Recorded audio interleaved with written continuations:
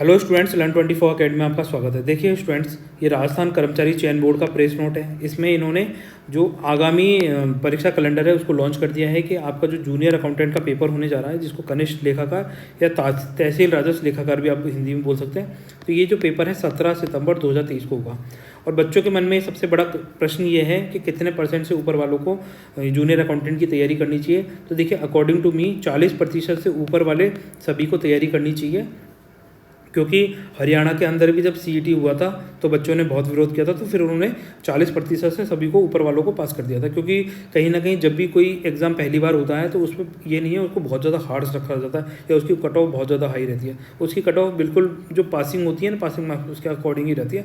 तो 40% मान के चलिए कि 40% से ऊपर वालों को सभी को जूनियर अकाउंटेंट की तैयारी करनी चाहिए, ठीक है। और ये आपका एग्ज़ाम 17 सितंबर 2023 को कंडक्ट करवाया जाएगा, तो ये थोड़ा सा ध्यान रख सकते हैं। उसके अकॉर्डिंग क्या है, हम कोशिश करेंगे कि हम 17 अगस्त, ठीक है, अभी क्या चल रही है, मई चल रही है, मई, जून, जुलाई और अगस्त, ये हमारे पास 4 महीने हैं, ठीक है। मतलब मई से लेकर जून, जून से जुलाई, जुलाई से अगस्त, तो ये एक तरीके से 3 ही महीने हैं हमारे पास में। 4 महीने तो कहें, ठीक है, 4 महीने, वैसे टोटल 4 महीने हैं, जिसमें हम 1 महीना रिवीजन का रख रहे हैं, तो 3 महीने में हम कोशिश करेंगे कि पूरे का पूरा कोर्स कंप्लीट कराया जाए। तो इसको बहुत ज़्यादा रैपिडली और फास्टली लेके चलेंगे, सारी चीज़ें बेसिक से आपको करवाई जाएंगी, ठीक है। अगर आप चाहते हैं लाइव क्लासेस, तो लाइव क्लासेस के लिए भी आप कमेंट सेक्शन में लिख सकते हैं, या आप रिकॉर्डेड क्लासेस चाहते हैं तो आप उस हिसाब से बता दीजिए, ठीक है। जैसे भी आपको सही लगे उस हिसाब से बता दीजिए। अगर लाइव भी चलेगा तो लाइव में भी आपको, देखो ऐसा नहीं है कि बहुत आराम से कोर्स कराया जाएगा, कराया ऐसे जाएगा कि कोर्स भी कंप्लीट हो जाए और आपको चीज़ें समझ में भी आए, ठीक है। तो आ जाइए, चलिए बिना देरी करे स्टार्ट करते हैं। और देखो, हम सोच रहे हैं कि general finance and accounting rules जो हैं वो पहले करवा दें, एक चैप्टर, ठीक है। तो अभी तो क्या है, कंप्यूटर का स्टार्ट करवा रहे हैं, साथ में एक चैप्टर क्या वो, मतलब इसको कंप्लीट करवा दें 7 दिन में। 7 दिन का टारगेट रहेगा, जो भी हम उठाएंगे, जैसे मान लीजिए अपन ने जनरल फाइनेंस अकाउंटिंग रूल लिया, तो ये 7 दिन के अंदर इसको कंप्लीट कर देंगे, ठीक है, जिससे बार बार आप इसका रिकॉल कर सकें। अगर आपको लग रहा है कि नहीं यार बहुत ज़्यादा तेज़ हो रहा है, तो उस हिसाब से बता सकते हैं। तो जैसे भी होगा, जितना जल्दी से जल्दी है, तो 3 या 4 सब्जेक्ट, 4 या 5, जैसे मान ली 12 सब्जेक्ट है ना आपके, तो 1 महीने में 4 सब्जेक्ट कंप्लीट कर देंगे, तो 3 महीने में ये आपके 12 के 12 सब्जेक्ट कंप्लीट हो जाएंगे, ठीक है। तो ये वाला टारगेट रहेगा। पर डे 4 क्लासेस रहेंगी, तो ये सब फ्री ऑफ कॉस्ट है, इनके कोई आपसे चार्ज नहीं लिया जा रहा, ठीक है। तो आप उस हिसाब से कमेंट सेक्शन में लिख के बताइए कि आपको किस तरीके से लेक्चर चाहिए, तो उसी हिसाब से आपके लेक्चर कंटिन्यू चलते रहेंगे। आ जाइए यहाँ पर। अब देखिए कंप्यूटर की विशेषताएँ, कैरेक्टरिस्टिक्स ऑफ कंप्यूटर देखते हैं, ठीक है। तो देखो, कंप्यूटर एक, उसमें क्या है, अलग से सब्जेक्ट है कंप्यूटर आपके, ठीक है, तो वो भी आपको पता होना चाहिए। तो कंप्यूटर की कैरेक्टरिस्टिक्स पूछी गई है, तो कंप्यूटर की कैरेक्टरिस्टिक्स क्या होती है भाई, आप खुद से सोचिए कि जैसे मान लीजिए आपके सामने कंप्यूटर है, ये क्या हो गया, मॉनिटर हो गया। मॉनिटर के सामने क्या रखा रहता है, मॉनिटर के सामने एक कीबोर्ड होता है, ठीक है, और यहाँ पर अपन बगल में क्या बना देते हैं, बगल में सीपीयू। अब ये हो गया कंप्यूटर, इसको कंबाइंडली हम क्या बोलते हैं, सीपीयू, मॉनिटर, कीबोर्ड, इन सबको कंबाइंडली हम कंप्यूटर बोलते हैं। तो अब मैं इसमें क्वेश्चन पूछूं, इनमें से इनपुट डिवाइस कौन सा है, आउटपुट डिवाइस कौन सा है, ठीक है। इनमें सीपीयू कौन सी डिवाइस है, इनपुट है, आउटपुट है, जल्दी से कमेंट सेक्शन में लिख के बताइए कि सीपीयू इनपुट डिवाइस है, आउटपुट डिवाइस है। अब देखिए, ये जो कीबोर्ड है, हम कुछ भी इस कंप्यूटर के अंदर इनपुट करना चाहते हैं, तो हम कहाँ से इनपुट करेंगे, कंप्यूटर से, तो वो सीपीयू से। तो सीपीयू क्या हो गया, इनपुट डिवाइस हो गया, ठीक है। और ये मॉनिटर कैसा है, आउटपुट डिवाइस हो गया। तो मॉनिटर में क्या होगा, रिफ्लेक्ट होगा, परंतु सीपीयू क्या होगा, इनपुट एंड आउटपुट दोनों हो गया। पूछो कैसे, ये जो कीबोर्ड है, इसमें से हम जो भी टाइप करेंगे, पहले सीपीयू क्या लेगा, उसको रिसीव करेगा, इसने रिसीव कर लिया, मतलब इनपुट कर लिया। अब ये जो भी डेटा इसने रिसीव किया है, इसको कहीं ना कहीं आउटपुट करेगा, तो ये मॉनिटर में उसको आउटपुट मतलब भेज देगा। तो सीपीयू क्या कर रहा है, सीपीयू इनपुट एंड आउटपुट दोनों के काम कर रहा है। तो जब इनपुट एंड आउटपुट वाला चैप्टर पढ़ेंगे तब इसको देख लेंगे। तो अभी तो हम कैरेक्टरिस्टिक्स ऑफ कंप्यूटर पढ़ रहे हैं। तो कैरेक्टरिस्टिक्स में ये है कि जैसे मान लीजिए आप हैं, ये आप खुद हैं मान लीजिए, ठीक है, थोड़ी लंबी गर्दन बना दी, कोई बात नहीं, छोटी कर दें, कपड़े पहना दें, ठीक है, बाद में कर देंगे ये सारी चीज़ें, ठीक है। तो ये आप हैं और आपने अपने हाथ में कुछ ऐसे डंडा पकड़ रखा है। तो अब क्या है, आपकी कैरेक्टरिस्टिक ये डंडा हो सकती है कि नहीं, आपके पास में कैरेक्टरिस्टिक क्या होगी, आपकी कैरेक्टरिस्टिक तो आपके जैसे आंखें, नाक है ना, सोचने की क्षमता, ये आपकी कैरेक्टरिस्टिक्स होंगी। ये जो आपने स्टिक पकड़ी हुई है हाथ के अंदर, ये आपकी कैरेक्टरिस्टिक नहीं है, ये तो आपने एक ऑब्जेक्ट ले रखा है, ठीक है। तो इसी तरीके से कंप्यूटर की कैरेक्टरिस्टिक्स ऐसे होंगी जो कंप्यूटर के अंदर होंगी, इनबिल्ट होंगी, जो कंप्यूटर काम कर रहा है। अब जैसे मान लीजिए आपने कंप्यूटर लिया और कंप्यूटर के ऊपर एक सुंदर सा नेकलेस, उसको हार पहना दिया, ठीक है, तो क्या वो कंप्यूटर की कैरेक्टरिस्टिक्स हो जाएगी, नहीं हो सकती ना। तो इसी तरीके से इन चीज़ों को ऐसे समझते हुए चलिए, आ जाइए। अब देखिए, पहली कैरेक्टरिस्टिक क्या है, स्पीड। स्पीड क्या है, कंप्यूटर की स्पीड अमूमन कैसी होती है, स्पीड देखो कंप्यूटर की मनुष्य के मुकाबले बहुत ज़्यादा तेज़ होती है। जैसे मान लीजिए कोई एक्स कैलकुलेशन है, अब इस एक्स कैलकुलेशन को करने में कंप्यूटर को लग रहे हैं 10 मिनट, ठीक है। अगर कंप्यूटर को अगर इस एक्स कैलकुलेशन को करने में 10 मिनट लगते हैं, तो ये मान लीजिए अगर इसको आप हम लोग मिलके करेंगे, कोई ह्यूमन बीइंग करेगा, ठीक है, तो इसको हज़ारों सालों तक करता रहेगा तब भी नहीं कर पाएगा, उसका पूरा जीवन खत्म हो जाएगा भाई, ये कैलकुलेशन नहीं कर पाएगा, क्योंकि कंप्यूटर की स्पीड बहुत ज़्यादा तेज़ होती है। जिस कैलकुलेशन को करने में पूरा 1 महीना लग सकता है आपको, कंप्यूटर उसको सिर्फ 1 सेकंड में करके दे सकता है, ठीक है। तो उस हिसाब से आप अंदाज़ा लगा सकते हैं कंप्यूटर की स्पीड कैसी होती है, बहुत ही ज़्यादा हाई स्पीड होती है कंप्यूटर के अंदर। यहाँ पढ़ भी सकते हैं, जैसे कंप्यूटर बहुत तीव्र गति से कार्य करता है, वह जटिल से जटिल गणनाओं को भी कुछ सेकंडों में हल कर देता है। एक पर्सनल कंप्यूटर अरबों गणनाओं को 1 सेकंड से भी कम समय में करता है।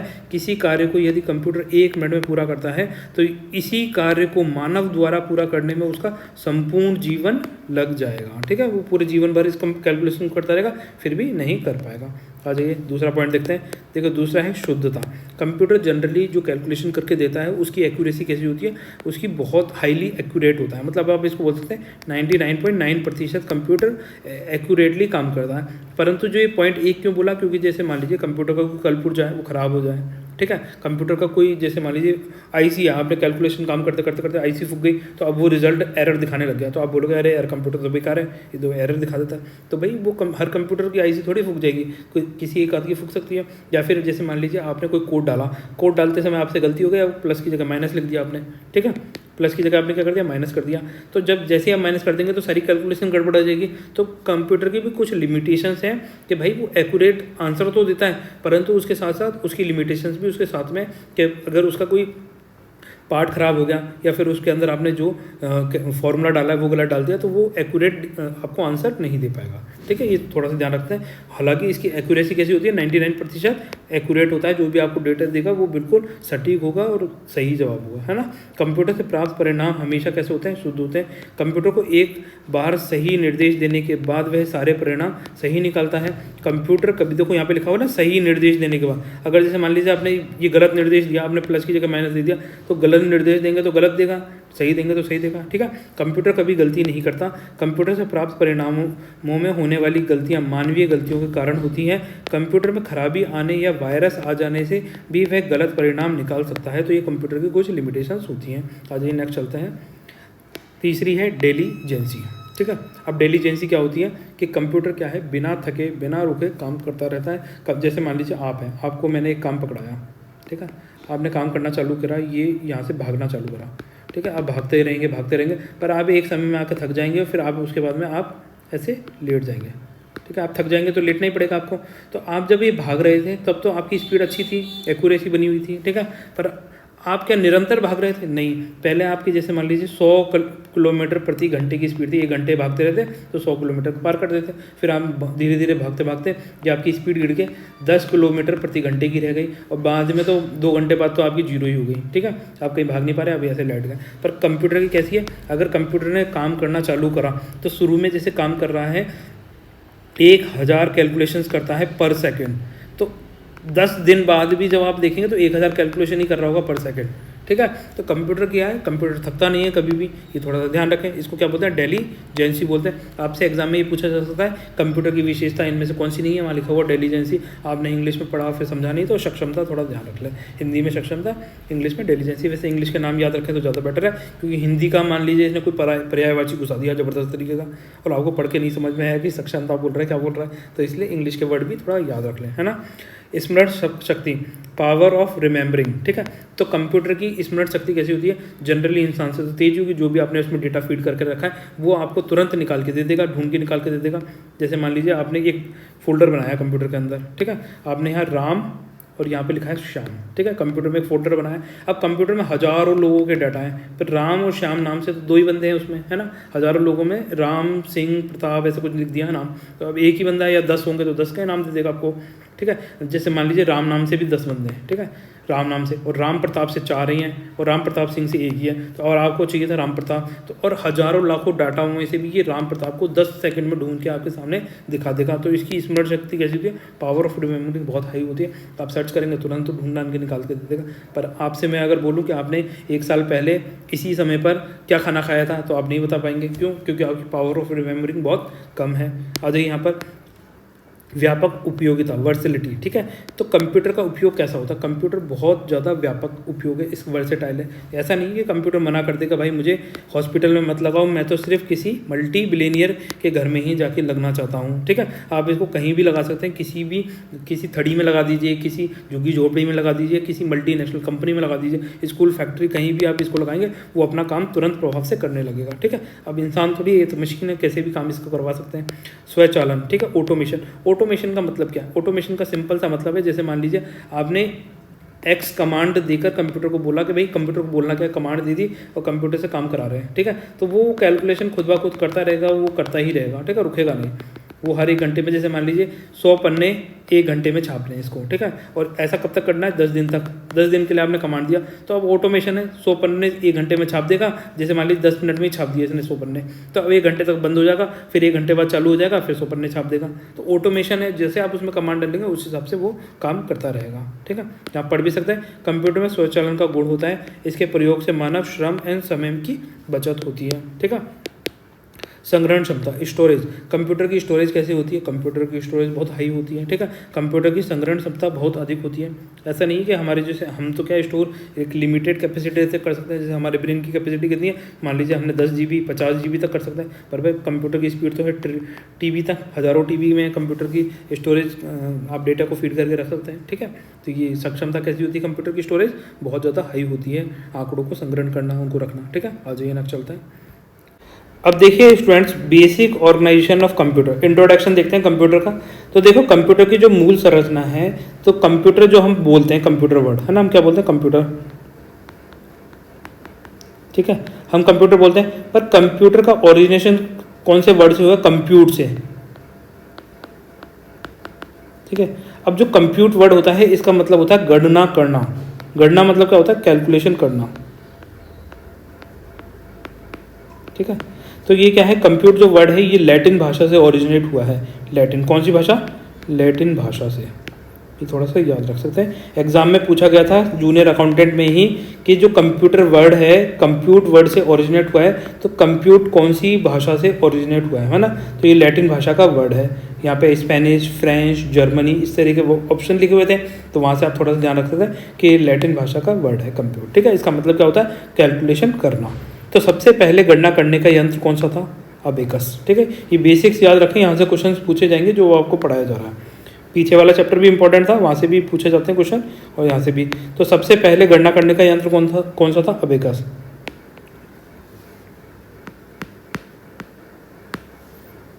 अबेकस।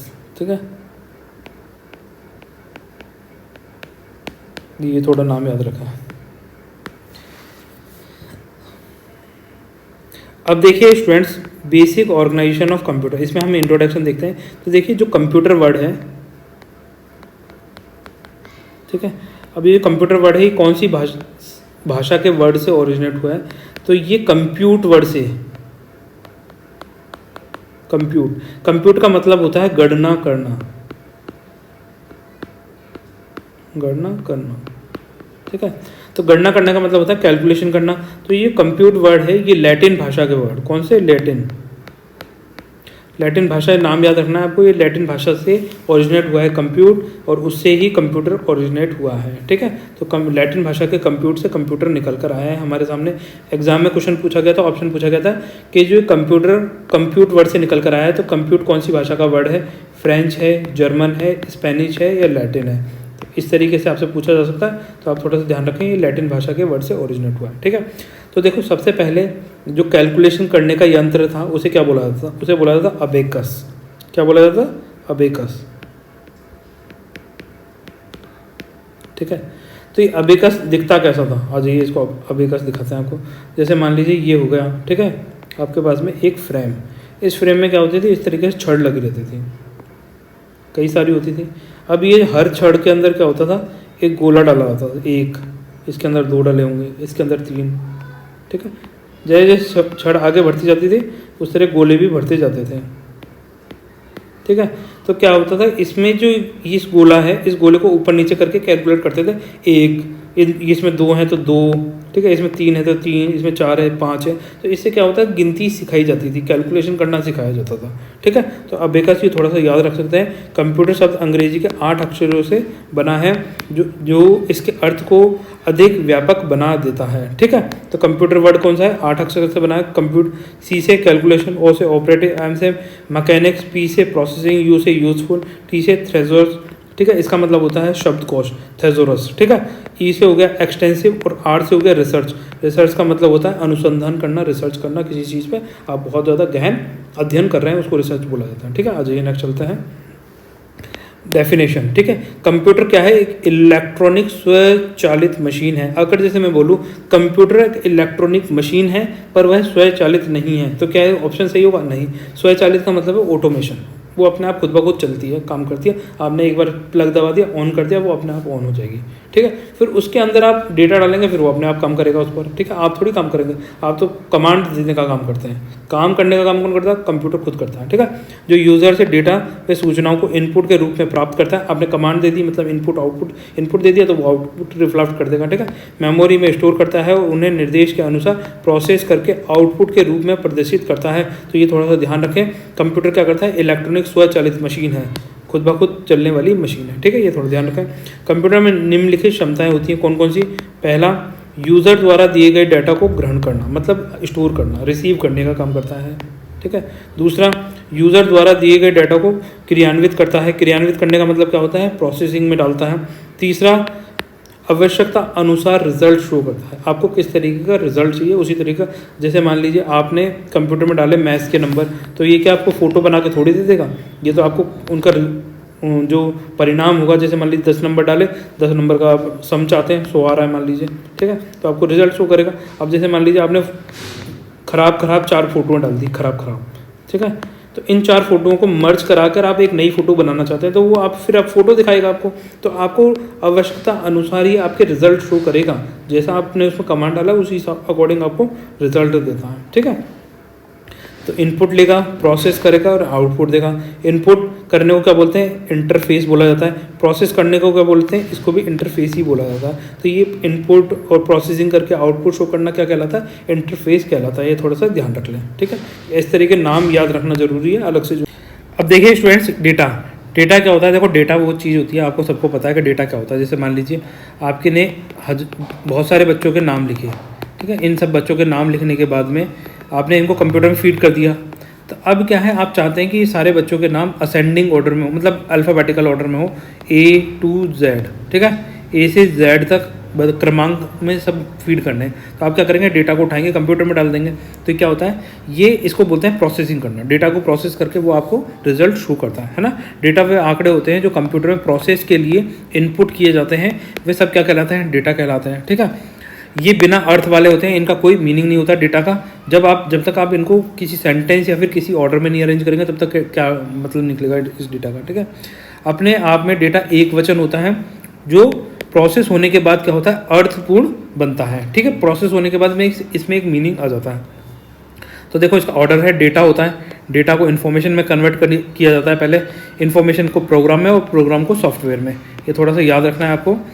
डेटा को किसमें, इन्फॉर्मेशन में, इन्फॉर्मेशन को किसमें, प्रोग्राम में, और प्रोग्राम को किसमें, सॉफ्टवेयर में, ठीक है।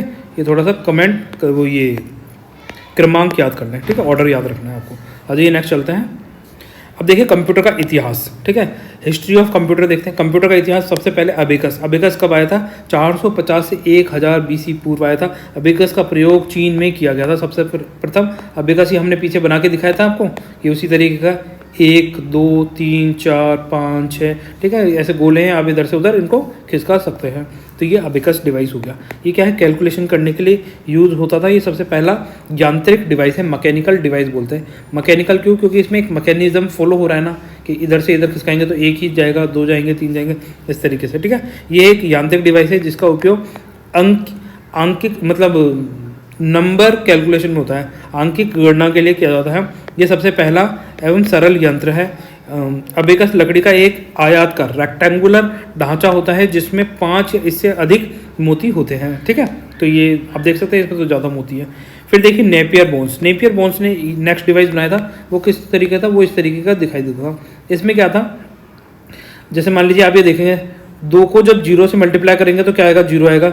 2 को जब 1 से मल्टीप्लाई करेंगे तो 2 आएगा, और 2 को 0 से मल्टीप्लाई करेंगे तो 0/2। तो इस तरीके से इन्होंने लिख रखा है, जिस भी डिवाइस को उससे मल्टीप्लाई करेंगे तो ये क्या है, मैथमेटिकल टेबल। ठीक है, अपन बोलते हैं ना टेबल पहाड़ी, तो ये नेपियर बोन्स ने पहाड़ों की गणना करी थी एक तरीके से। जैसे 8 इंटू का 8 कर लीजिए तो यहाँ पर कितना आ रहा है, 64 आ रहा है ना, देखो यहाँ पर। तो ये इस तरीके से कैलकुलेशन करके बताई थी नेपियर बोन्स ने।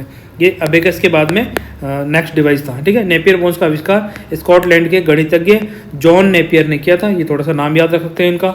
ठीक है, इसमें कुल 10 आयताकार पट्टियाँ होती थी जिन पर क्रमशः 0 से 9 तक के पहाड़े लिखे होते थे। ये थोड़ा ध्यान रखा, याद रखने के लिए थे, पहाड़ों को याद रखने की ट्रिक बनाई थी इन्होंने। इसकी सहायता से गुणा करने की क्रिया को सरल बनाया गया था। जैसे मान लीजिए आपको 7 इंटू का 7 मल्टीप्लाई करना है, तो आपको नहीं आता है, तो आप क्या करेंगे, 7 इंटू का 7 यहाँ देख लेंगे, 49 लिख देंगे यहाँ पर 49। आप जैसे कैलकुलेशन करते हैं ना, कैलकुलेटर, वो वाली चीज़ काम कर रहा है एक तरीके से। आ जाइए यहाँ पर स्लाइड रूल। देखो स्लाइड रूलर क्या है, रूल बोल दीजिए, रूलर बोल दीजिए। अब यहाँ पर देखिए ये जो है डिवाइस, इसमें क्या है, ये आपको 3 स्केल दिखाई दे रही है, तो आप इनको एडजस्ट कर सकते हैं अपने अकॉर्डिंग। जिस भी आप टेबल का नाप ले रहे हैं या किसी का भी नाप ले रहे हैं, तो उस तरीके से आप इस स्लाइडर रूल का प्रयोग करते थे। इसका आविष्कार जर्मनी के गणितज्ञ विलियम आर्टरेड ने किया था, है ना। ये लघु गणित विधि के आधार पर सरलता से गणनाएं कर सकता था। इसमें 2 विशेष प्रकार की पट्टियां होती थी जिन्हें बराबर में आगे पीछे खिसकाकर लघु गणक की क्रिया संपन्न होती थी। मतलब ये नहीं, आप ये बोल सकते हैं माइक्रो कैलकुलेशंस के लिए आप इसको इस्तेमाल में लेते थे। ठीक है, माइक्रो कैलकुलेशंस के लिए कौन सा हो गया, स्लाइड रूल हो गया। विलियम आर्टरेड ने इसका आविष्कार किया था, ये वाला। ठीक है, फिर अब ये इंपॉर्टेंट है, यहाँ से आपके एग्जाम में क्वेश्चन पूछा जा सकता है, पास्कल का गणन यंत्र। ठीक है, तो ये पास्कल का गणित मतलब कैलकुलेशन वाला यंत्र आप यहाँ देख सकते हैं। फ्रांस के पास्कल गणितज्ञ थे ब्लेज पास्कल। ठीक है, तो ये किसने आविष्कार किया था इसका, पास्कल का गणित यंत्र का ब्लेज पास्कल ने 1642 में विश्व के पहले यांत्रिक अंकीय गणना यंत्र का आविष्कार था। ठीक है, मैकेनिकल मैथमेटिकल कैलकुलेशंस करने के लिए इसका इस्तेमाल किया जाता था। इस मशीन को पास्कल का कैलकुलेटर कहा जाता था। पास्कल का कैलकुलेटर एडिंग मशीन भी कहलाता था। ठीक है, पास्कल का कैलकुलेटर किसे कह रहे हैं, पास्कल के गणन यंत्र को कह रहे हैं। कौन थे, ब्लेज पास्कल के द्वारा इसका आविष्कार किया गया था। कब किया गया था, 1642 के अंदर इसका आविष्कार किया गया था। ये घड़ी के सिद्धांत के आधार पर क्या करता था, जैसे मान लीजिए आपको ये दिख रही है, ये सब घड़ियाँ हैं। ठीक है, जैसे जैसे घूमेंगे तो उसमें ये नंबर चेंज होते जाएंगे ऊपर। इस मशीन में कई दरवाजे, चक्र और पुराने टेलीफोन की तरह घूमने वाले डायल होते थे जिन पर 0 से 9 तक की रेखाएं लिखी होती थी। ये थोड़ा सा ध्यान रख सकते हैं। देखो चीज़ों को देख लेंगे, समझ लेंगे तो आपको याद रहेगा, आप एग्जाम में और लोगों से 1 नंबर एक्स्ट्रा ही करके आएंगे। ठीक है, लेबनीज का यांत्रिक कैलकुलेटर। अब देखो ये क्या है, यहाँ पर आपको ये दिख रहा है व्हील और रोटेशन, तो इसको घुमाएंगे उस हिसाब से ये कैलकुलेशन करके बताता था आगे, है ना। तो जर्मन के गणितज्ञ थे गॉटफ्रेड वॉन लेबनीज, इस यंत्र का आविष्कार किया था। इस मशीन को लेबनीज का रैकनिंग मशीन भी कहा जाता है। यह मशीन जोड़ घटाव के साथ गुणा व भाग करने में समर्थ थी। यह मशीन कार व स्कूटर के स्पीडोमीटर में आज भी प्रयुक्त की जाती है। तो जैसे मान लीजिए जैसे जैसे पहिया घूमता जाएगा उस तरीके से वो नंबर आगे घूमते जाते हैं। तो स्पीडोमीटर में सबसे पहला जो डिवाइस बनाया गया था वो किसके द्वारा बनाया गया था, जो स्पीडोमीटर में हम इस्तेमाल करते हैं, गॉटफ्रेड वॉन लेबनीज के द्वारा बनाया गया था। लेबनीज की कैलकुलेटर मशीन बोल सकते हैं आप इसको, कैलकुलेटर है एक तरीके से। पर ये क्या है, जैसे मान लीजिए आपने गाड़ी होती है, गाड़ी में एक कांटा होता है, मशीन है ना, तो 10, 20, 30 जिस तरीके से अपन तेज़ भगेगी, पहिया तेज़ घूमेगा तो ये कांटा भी आगे की तरफ चला जाएगा। तो बस उसी मैथमेटिकल कंसेप्ट में ये काम करता था। ठीक है, जैकार्ड लूम। ठीक है, जैकार्ड लूम, लूम से याद रखा है हैंडलूम, वीविंग मशीन। ठीक है, बुनकर मशीन बोलेंगे हिंदी में। तो उस तरीके का जैकार्ड लूम ने ये मशीन बनाई थी। वीविंग मशीन है एक तरीके से, कपड़ा बुनने के काम में आती थी। जोसेफ जैकार्ड ने 1804 में कपड़ा बुनने की इस लूम का आविष्कार किया था। सर्वप्रथम इस लूम में छिद्रक पंच कार्ड का प्रयोग किया गया था। जैकार्ड ने इस लूम की 2 निम्न मुख्य विशेषताएं बताई थी। एक तो पंच कार्ड का उपयोग से सूचना, जो इन्फॉर्मेशन है, जो निर्देश है, उनको कोडिफाई करने की बात करी थी। दूसरी इन्होंने बात करी थी जो कोडिफाई सूचना होती है उसको किसमें, कमांड्स में, निर्देशों में, समूह में एक प्रोग्राम के रूप में कार्य करने के लिए इसका इस्तेमाल किया गया था। ठीक है, आज ये नेक्स्ट चलता है। अब देखिए स्टूडेंट्स, चार्ल्स बेबेज का डिफरेंस इंजन 1812। देखो आज कौन सा चल रहा है, 2023 चल रहा है, ठीक है। 2000 से पहले 1912 आया होगा, ठीक है। तो 200 साल से भी ज़्यादा साल पहले, ठीक है, 210 12-13 साल पहले, ठीक है। तो ये क्या था, चार्ल्स बेबेज ने एक डिफरेंस इंजन बनाया था। ये जो आपके सामने दिखाई दे रहा है ना, ये वाला, इस इंजन का निर्माण कर दिया था। आज 2023 में अगर मैं इसके सारे कल पुर्जे खोल खाल के आपके सामने पटक दूं, तो क्या आप बिल्कुल इसी मतलब वो फिनिशिंग के साथ आप इसको असेंबल कर पाएंगे? बताइए कितने लोग कर पाएंगे, और जो नहीं कर पाएंगे वो भी कमेंट से लिख के बताइए कि आज भी हम इस इंजन को अगर हमारे सामने खोल खाल के पटक दिया जाए तो हम इसको नहीं बना पाएंगे। जबकि इन्होंने आज से कहते 200 साल से अधिक साल पहले इस इंजन का निर्माण किया था। किसने? चार्ल्स बेबेज ने किया था। तो ये जो इंजन है, इसी के बेसिस पे जितने भी हमारी जो इंजनों का निर्माण हुआ है वो इसी टेक्नोलॉजी पर निर्माण हुआ था। जो आप स्टीम इंजन देखते हैं ना, जो रेल चलती है और ऊपर धुआं निकलता रहता है, नीचे से कोयले डालते रहते हैं ना, तो ऊपर क्या होता है, पानी होता है, वो पानी से शाफ्ट चलते हैं और वो क्या होता है, वो प्रेशर देता है, ठीक है। वो स्टीम के धक्के से वो आगे पीछे होते हैं, है ना, उससे वो इंजन आगे बढ़ता था। तो वो वाला मेथड कौन सा, ये वाला है। डिफरेंस इंजन के बेसिस पे इंजनों का निर्माण किया गया था, ठीक है। तो कैम्ब्रिज विश्वविद्यालय के गणित के प्रोफेसर थे चार्ल्स बेबेज। इन्होंने इस यंत्र का आविष्कार किया था।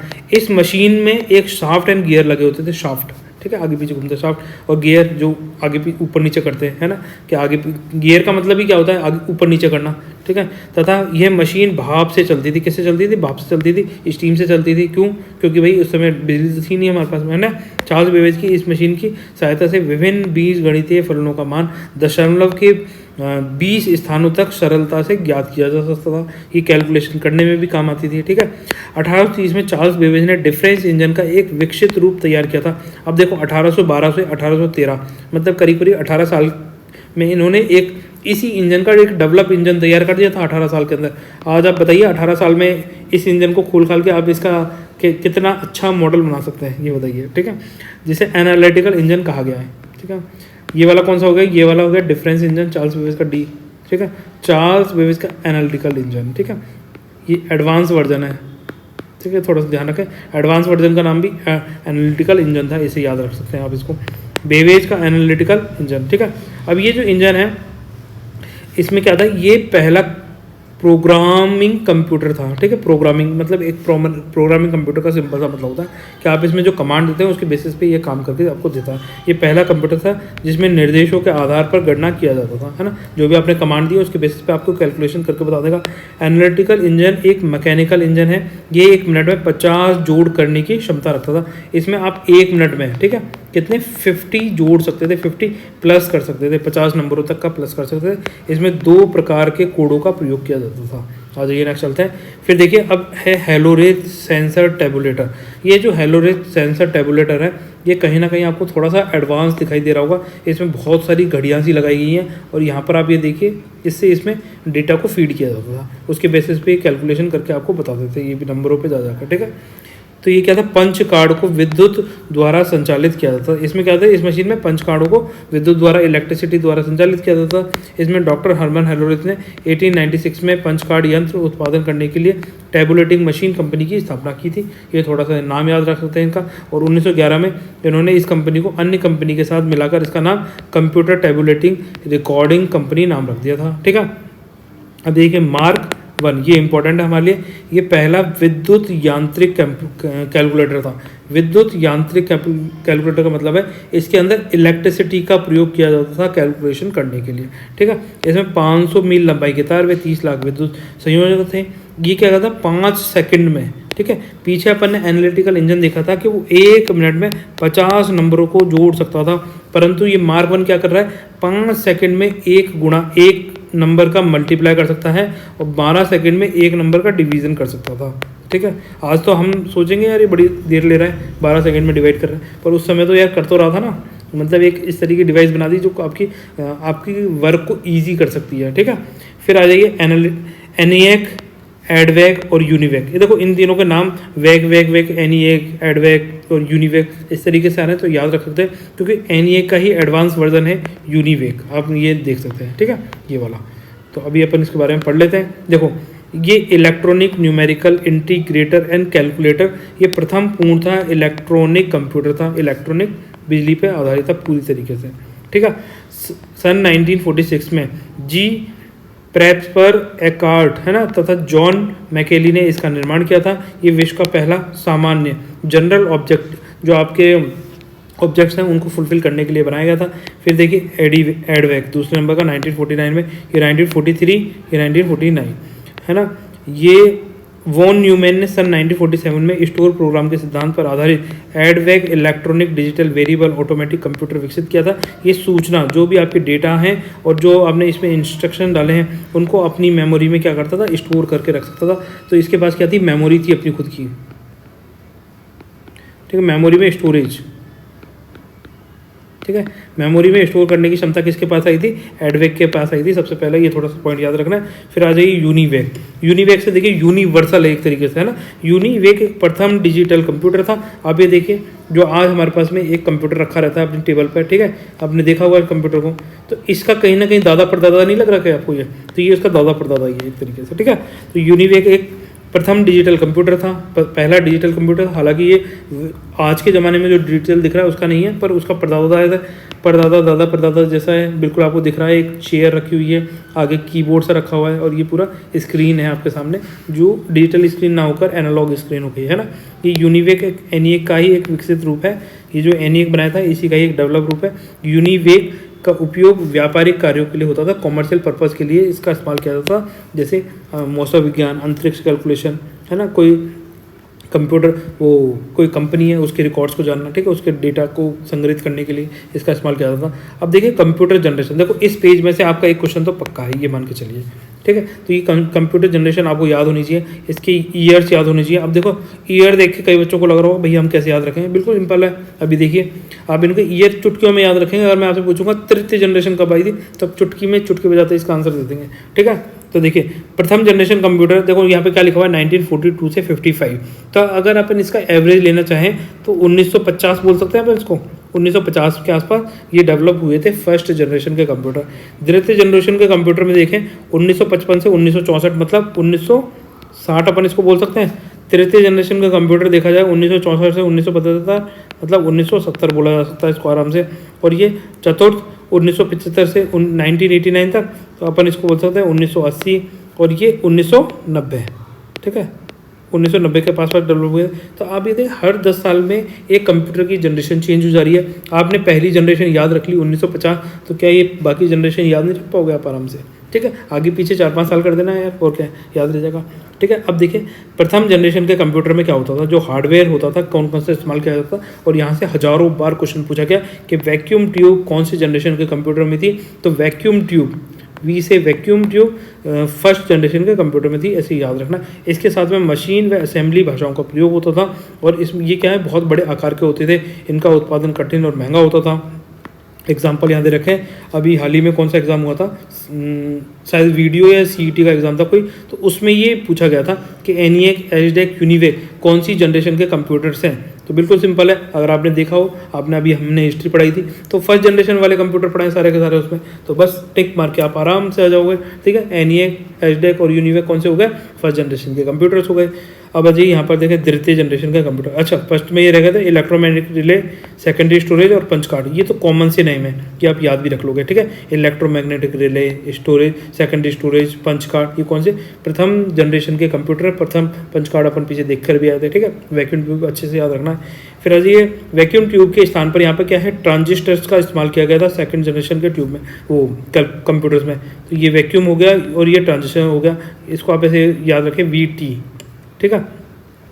टी से ट्रांजिस्टर्स, इसमें बैच ऑपरेटिंग सिस्टम, मुख्य भंडारण क्षमता में वृद्धि, उसके एग्जांपल ये हनीवेल, IBM 7030 और CDX 1604, ठीक है। ऐसे नाम याद रखेंगे तो याद रहेगा। इसमें आंकड़ों के निरूपित करने के लिए मैग्नेटिक कोर मेमोरी का इस्तेमाल होता था।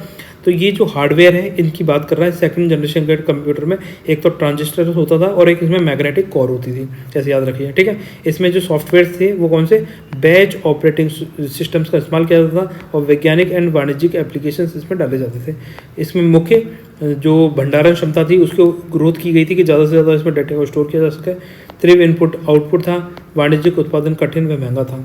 तृतीय जनरेशन, इसमें ट्रांजिस्टर्स के स्थान पर इंटीग्रेटेड चिप्स का इस्तेमाल होता था, आईसी का इस्तेमाल होता था। आपने आईसी देखी होगी, ऐसी छोटी सी आईसी होती है ना, वो आईसी, ठीक है। इसमें इंटीग्रेटेड सर्किट का प्रयोग होता था। ये आईसी कई बार पूछा गया। तृतीय जनरेशन में आईसी, ये पहली हो गई वी मतलब वैक्यूम, टी ट्रांजिस्टर, इसमें आईसी, ऐसे बोले VTIC, है ना, ऐसे बोलेंगे 2-3 बार तो आपको ये याद रह जाएगा क्रोनोलॉजी। बड़े magnetic core memory, secondary storage का प्रयोग था। इसमें टाइम शेयरिंग, ऑपरेटिंग शेयरिंग, उच्च प्रोग्रामिंग भाषा, इसमें कौन से इस्तेमाल होते थे, प्रोग्रामिंग लैंग्वेज, थोड़ा सा याद रख सकते हैं। इसमें फर्स्ट जनरेशन में कौन से हो रहे हैं, मशीन लैंग्वेज, ठीक है, plus assembly language. Assembly plus machine language आप कितने, प्रथम जनरेशन में, और programming language third generation computers में आप इसका इस्तेमाल कर रहे हैं। त्रेव होते थे, इसकी स्पीड बहुत ज़्यादा हाई है, छोटे हैं, इन पर आप जनरली बिलीव कर सकते हैं। इंटरेक्टिव हैं, ऑनलाइन एप्लीकेशन पर आधारित थे। PDP सेकेंड, CDEC, CDC और PDP 08, ठीक है, ये इसके एग्जांपल्स हो गए तृतीय जनरेशन के कंप्यूटर का। चतुर्थ जनरेशन का कंप्यूटर VLSI और ULSI का उपयोग करते थे। वेरी लार्ज स्केल इंटीग्रेशन और अल्ट्रा लार्ज स्केल इंटीग्रेशन का प्रयोग करते थे। C प्रोग्रामिंग भाषा, PC आधारित एप्लीकेशन, नेटवर्क आधारित एप्लीकेशंस का इस्तेमाल करते थे ये सारे, ठीक है। ये छोटे थे, इनको आप ईजिली ट्रांसपोर्ट करके ले जा सकते थे एक जगह से दूसरी जगह, ठीक है। इसके एग्जाम्पल हो गए क्रे 1, क्रे 2, क्रे XMP3, ठीक है। इसमें पोर्टेबल स्टोरेज मीडिया के रूप में मैग्नेटिक टेप फ्लॉपी डिस्क का इस्तेमाल करते थे। जो आपकी एक फ्लॉपी डिस्क होती है ना इस तरीके की, जो मैग्नेटिक टेप फ्लॉपी डिस्क का इस्तेमाल होता था। चतुर्थ जनरेशन कंप्यूटर। पांचवी जनरेशन कंप्यूटर VLSI के स्थान पे ULSI का प्रयोग किया गया था। इसमें वर्ल्ड वाइड वेब, ठीक है, WWW, इसकी फुल फॉर्म कई बार पूछी गई, याद कर लो यहाँ से, वर्ल्ड वाइड वेब, ठीक है। इसका प्रयोग होता था। मल्टीमीडिया इंटरनेट आधारित एप्लीकेशन आ चुकी थी। फिफ्थ जनरेशन कंप्यूटर जो हम अब यूज़ कर रहे हैं लगातार 1989 से इनका इस्तेमाल हो रहा है, ठीक है। वाणिज्य उत्पादन में आसान पोर्टेबल कंप्यूटर, अत्यधिक शक्तिशाली, IBM नोटबुक, पेंटियम परम 1000, है ना, 10,000, ये इसके एग्जाम्पल्स हैं। स्टोरेज के लिए कॉम्पैक्ट डिस्क का प्रयोग होता था, मतलब CD का, ठीक है। CD से पहले फ्लॉपी डिस्क, फ्लॉपी डिस्क इस तरीके होती थी जैसे फ्लॉपी डिस्क है ना ये। अब यहाँ पे क्या एक चौकोर सा होता था मैग्नेटिक, आपने देखी होगी है। स्टोरेज के लिए मैग्नेटिक टेप का इस्तेमाल होता था। आ जाइए नेक्स्ट। तो देखिए ये आपके कंप्यूटर जनरेशन हो गए पूरे, ठीक है। इसको सारे को अच्छे से याद कर लें, वहाँ से क्वेश्चन पूछा जाता है। तो क्लासिफिकेशन ऑफ कंप्यूटर से नेक्स्ट लेक्चर में करते हैं। तब तक आप वीडियो को लाइक एंड शेयर करके बताइए कि आपको लेक्चर कैसा लगा। अगर आपको लेक्चर अच्छा लग रहा है तो हम इस सीरीज़ को आगे कंटिन्यू रखेंगे, ठीक है। और आपसे जाते जाते एक क्वेश्चन भी पूछ लेते हैं। बताइए क्वेश्चन 1, है ना, मशीन लैंग्वेज का, मशीन लैंग्वेज, ठीक है, मशीन लैंग्वेज कौन सी जनरेशन में इस्तेमाल होती थी, ठीक है। आपको इसका आंसर कमेंट सेक्शन में लिखना है। इसकी जनरेशन लिख रही है, कौन सी जनरेशन में, फर्स्ट जनरेशन में, सेकंड में, थर्ड में या फोर्थ जनरेशन में, ठीक है। जल्दी से इसका आंसर कमेंट सेक्शन में लिख के बताएं, क्योंकि देखो इसी तरह क्वेश्चन आपसे पूछे जाएंगे, तो ये आपको बताना है। और दूसरा क्वेश्चन हो जाता है VLSI की फुल फॉर्म बतानी है आपको, ठीक है। फुल फॉर्म आपको लिखनी है, मैंने इसकी बोल के बताई थी, अब आप इसको लिखनी है, ये पूछी गई थी एक बार, ठीक है। आज ही फिर मिलते हैं स्टूडेंट्स नेक्स्ट लेक्चर में, तब तक के लिए बाय। और आपको वीडियो अगर अच्छे लगते हैं तो कमेंट सेक्शन में आप उसके बारे में लिख के बता सकते हैं, ठीक है।